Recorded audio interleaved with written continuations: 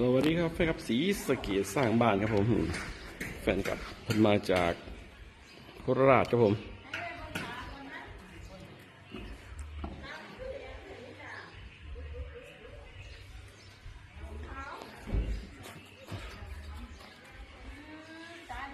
พี่แฟนครับจากกรุงเทพครับโอนเงินมามันไลให้น้องครับ 1,000 บาทครับผมพอดีมีเงินอยู่ในกระเป๋าพอดีมาไล500ครับทำบุญ500ครับเดี๋ยวให้มันหน่อยเลยทันทีครับเดี๋ยววันสิลืมครับเงินเพิ่นเดี๋ยวมันจะบาปเนี่ยเงินปลอมมาเป็นออกก็ยังไม่มีเลขอ๋อเลขก็อยู่นี่